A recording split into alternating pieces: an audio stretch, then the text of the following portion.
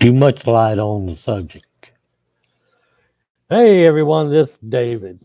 Lots of people starting to know me as the old man, but I'm going to bring something to you. I'm kind of bring up the past. Any of y'all remember back in 2006 what they call the housing bubble pop? We had to bail out of lots of banks called people couldn't pay back their loans. Way before that, back in 1980s, 90s, there's lots of people couldn't pay back their loans, but the banks repossessed them and had to sell their houses at a loss. Pennies on the dollar. I know, 'cause I helped turn those houses around to be resold. No, I'm not talking about what they call flipping them. I just went in there, painted, cleaned everything up, and got them to sell real fast at a nice little market price. Well, it all led up to 2006, then the housing bubble popped. And when it all collapsed, all those banks that had money tied up in those houses, not once, not twice, but 3 or 4 times, lost their rear ends in a heartbeat, didn't they? We had to bail out a few banks. Can you name the banks that we had to bail out? I bet you can't. Well, I tell you something. Those banks that we did have to bail out, they're still in the gutters, still having a hard time. But the way those people got those houses was that the banks would go to these people and say, well, you got good credit. You can pay for this. You got good credit. You can pay for this. When reality was, the people might have had good credit, but no, they couldn't pay for that house. When the most you can afford is $300 or $400 a month rent. And all of a sudden you're saying, well, yeah, I can pay for $800-900 house. That's fine. I can make money off that. Fix it up, turn around and sell it. The thing is, if you didn't have the right type of credit in the escrow, you couldn't sell that house. It went back to the bank. If you couldn't pay your taxes on it, it went back to the bank. I mean, it started a whole brand new market, you know. We buy your house. Come, we'll give you money for your house, as is the way it is. But it was so cheap, you couldn't get your money back. And what money you did get ended up going to pay for the loan that you couldn't finish paying for to begin with. And the people that bought the house, guess who financed them? It was the banks. They were buying back their own damn houses from you before you had a chance to, even though you had a house that was going to be repossessed. Why am I bringing all this up? Well, let's get real about this, people. The reason why I'm bringing all this up is very simple. Is that what the U.S. government is doing? You know, I don't care who's in the White House. I don't care who's in the Senate or what, all that.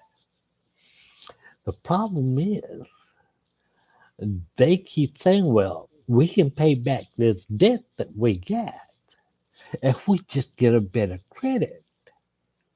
So they raise their own credit score up so they can borrow more money. But what point is what they're borrowing is more than what they'll ever be able to pay back. And who's giving them the money? Who's giving them this little credit? All these nations that we've been warring with all our lifetime, they're the ones that are doing it. And they're smiling and saying, yes, take it from me. You can have it. And as we get it from them, knowing that our credit approval and rating is very high, and that in the long run, once it's high, we can borrow more money, do more, do more, do more. But at one point, it's like kissing the old mule goodbye, you know? The two farmers trading the same mule back and forth. Eventually, that mule ain't worth anything to either farmer, and it's got to sell that thing to somebody else in order to get the money to make any money. But you ain't got the mule anymore, and you still got the debt that you had to begin with.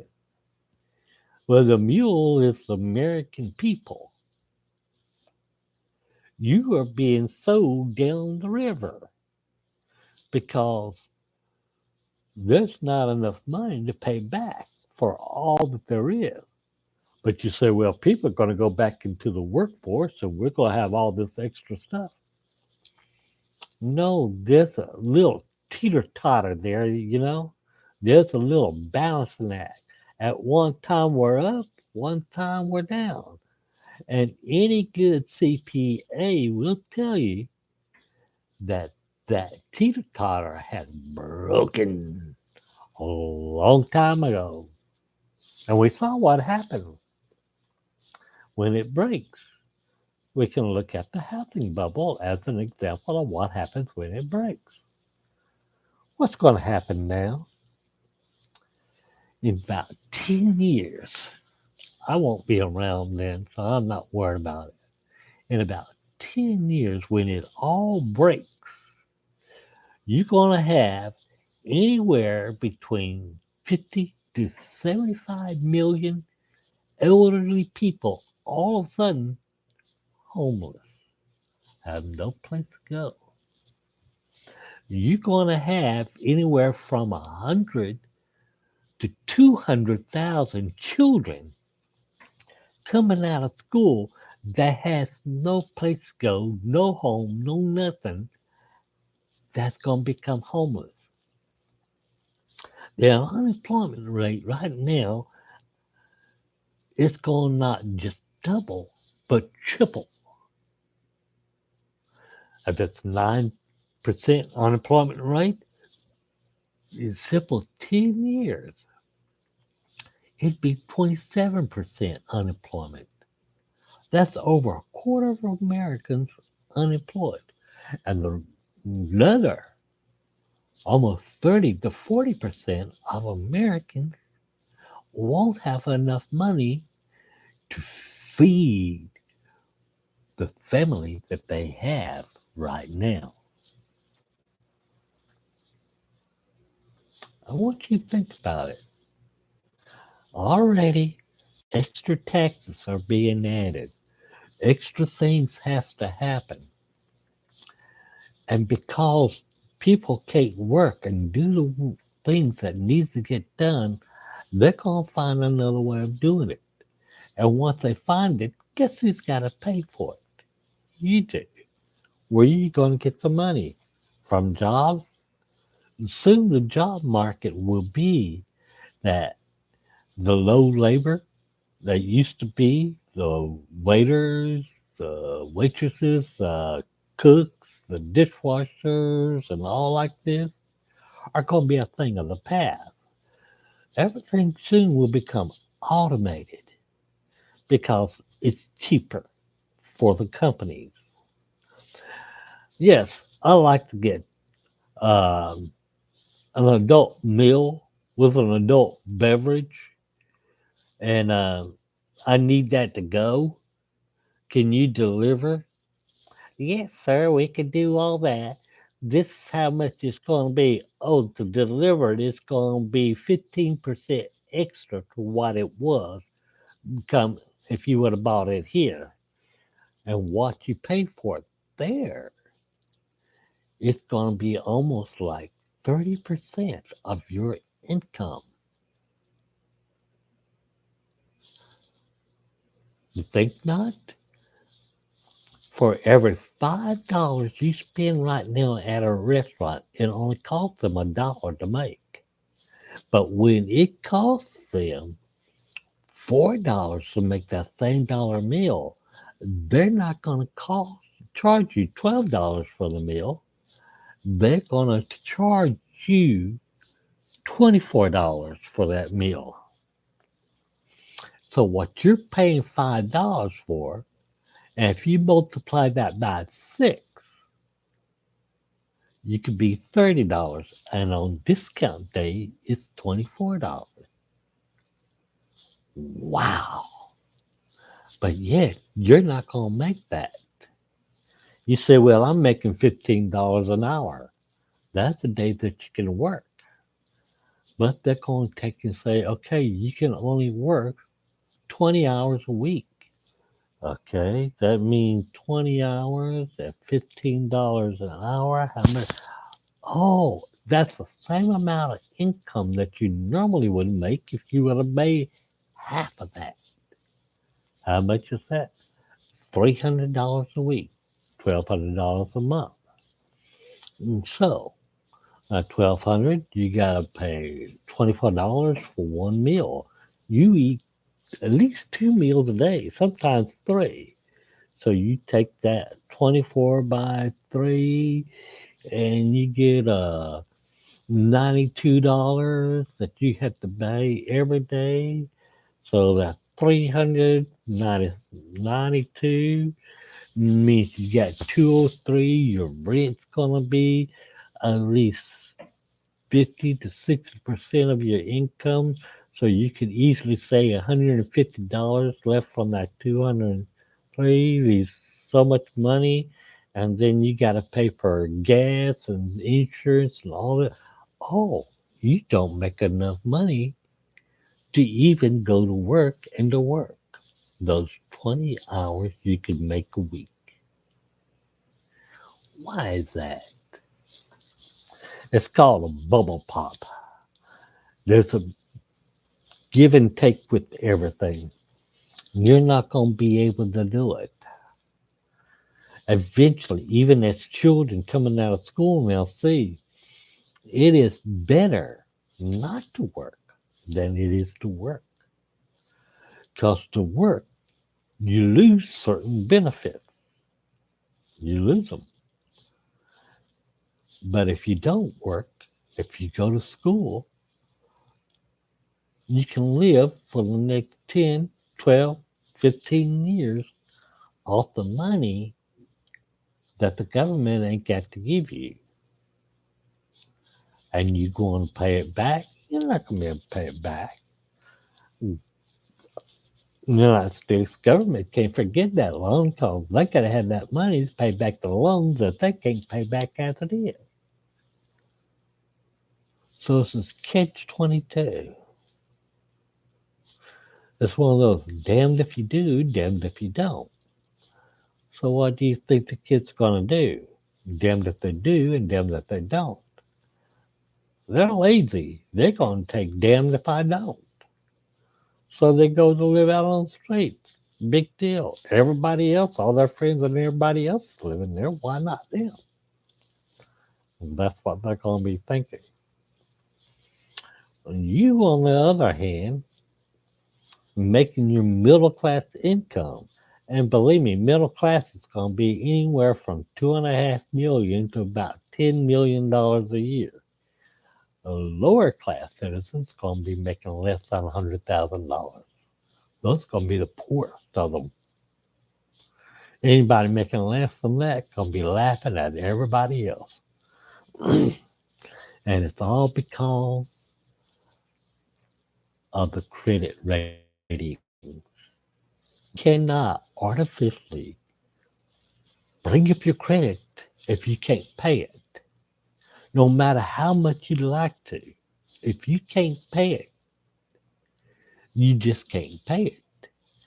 It's like the guy with diarrhea. It goes to the toilet and he craps out a load of stuff out of him, and it all comes out. But in the end, he still got the diarrhea and nothing else left in him. Well, something's got to give. And it's that pain and that agony that he feels when he's trying to give. The United States has diarrhea right now, and they're trying to ask for something to stop it. And what they're asking for is only going to make it worse because there's nothing left to give. Think about it, people. You've seen it happen back in 2006 when it all popped and it all crashed, and how hard things really got, how high the unemployment rate got. Who's going to bail out America? It's not going to be Russia. It's not going to be Israel. It's not going to be the Euro. It's not going to be Great Britain. It's not going to be Australia. It's going to be those countries that hate us the most that's giving us the money and knowing that we can't pay it back. And what's going to happen? Okay, you can't pay us back. We just take it. This is ours now. That ain't yours. Divide the United States up into little sectors. You know, this part belongs to China. This part belongs to Russia. This part belongs to Islam. This part belongs to Buddha, India, North Korea. They don't have to fight a war. Don't have to kill a certain person, one person. They don't have to send a virus to try to kill us. We're doing it ourselves. It's like the frog in the frying pan. The heat's been turned up. And we're saying, well, if you turn it up a little bit more, I think I can take it. Turn it up a little bit more, I can take it. And once it gets too hot, you say, okay, I'm jumping out of this. Where are you going to jump to? Frying pan into the fire?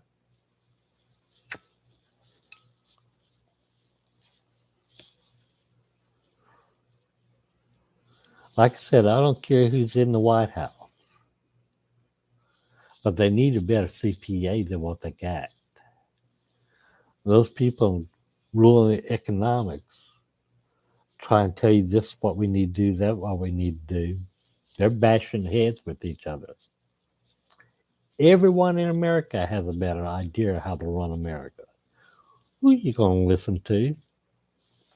Everybody has a better conscience about what's good for America, what's not good for America. And let me tell you something, people. All I'm worried about is putting food on my table and have a nice, safe place to sleep. And one day I may be sleeping and pushing up daisies, but the rest of you be sleeping out there on a cold slab, hard concrete. And who you gonna think